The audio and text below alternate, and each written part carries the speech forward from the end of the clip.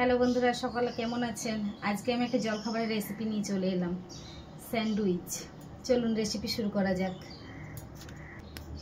স্যান্ডউইচের জন্য নিয়েছি 3টে ডিম, গাজর আর আলু সেদ্ধ করে নিয়েছি।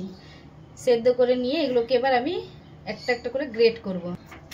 এই দেখেন, আলু গ্রেট করে নিলাম, ডিম,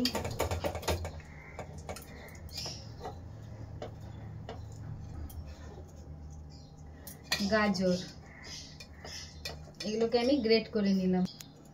গ্রেট করার পরে দেখেন এগুলোকে আমি ভালো করে একটু হাত দিয়ে মেখে নিলাম। এরপর আমি একটা কড়াই বসিয়ে নিলাম। কড়াইটা বসিয়ে আমি কিছুটা পরিমাণে সাদা তেল দিয়ে দিলাম।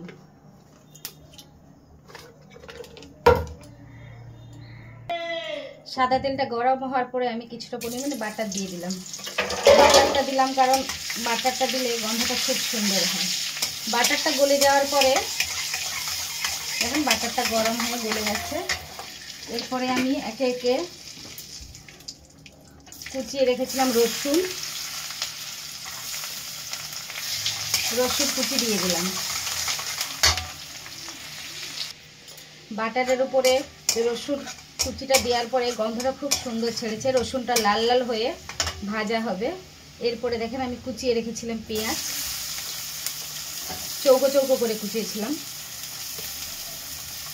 পেঁয়াজটা দিয়ে দিলাম। রসুনটা একটু লাল লাল করে ভাজা হবে, বেশি না, কিন্তু হালকা একটা ব্রাউন কালার আসবে।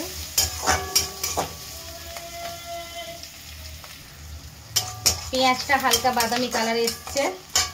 এরপরে দেখেন আমি একটা ক্যাপসিকাম কুচিয়ে রেখেছিলাম, ক্যাপসিকাম কুচোনো, আর সঙ্গে দেখেন লঙ্কা পরিমাণ মতন, স্বাদের মতন লঙ্কা দিয়ে দিলাম। একটু নেড়ে চেড়ে স্বাদ অনুযায়ী লবণ দিয়ে দিলাম। লবণ দিয়ে নেড়ে চেড়ে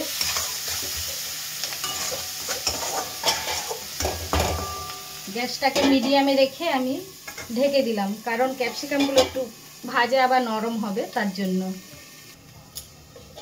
দেখেন পেঁয়াজ আর ক্যাপসিকামগুলো ভাজা ভাজা হয়ে গেছে। এরপরে যে আমি মেখে রেখেছিলাম যে আলু আর গাজর আর ডিম, মাখাটা দিয়ে দিলাম।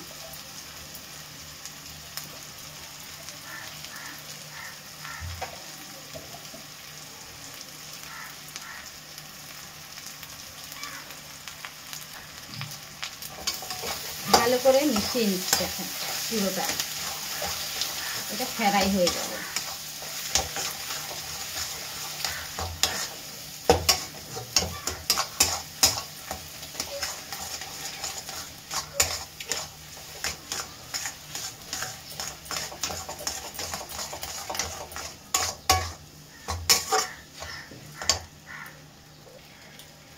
দেখেন ফ্রাইটা এমন করবেন যে কড়াইতে দেখুন লাগছেন না, এভাবে হয়ে গেছে।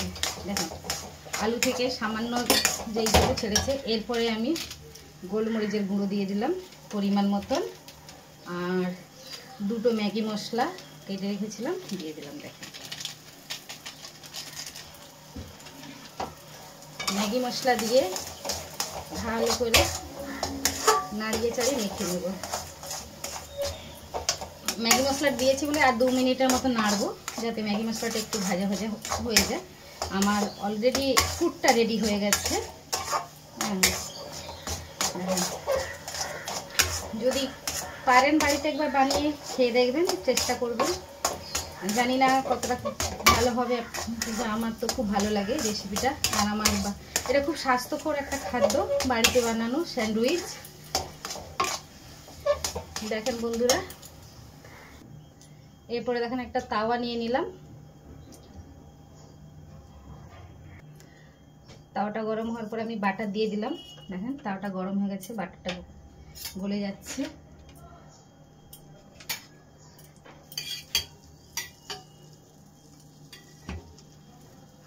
গলে যাচ্ছে।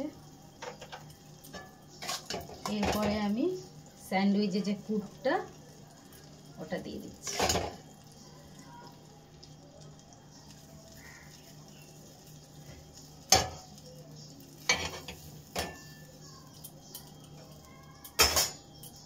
আর একটা রুটি আমি করে দিলাম। দেখেন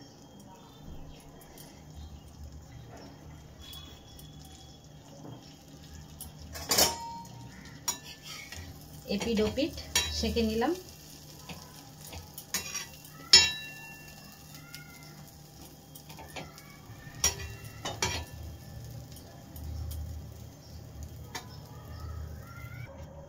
দেখেন এইভাবে লাল লাল করে ভেজে নিলাম এপিড ওপিড আমার।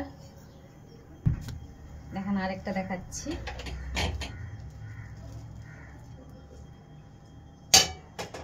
দিয়ে এই করলাম, আমি আর একটু বাটার দিয়ে দিলাম।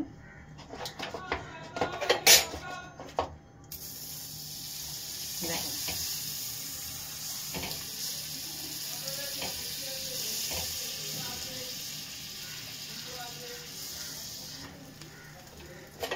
এই যে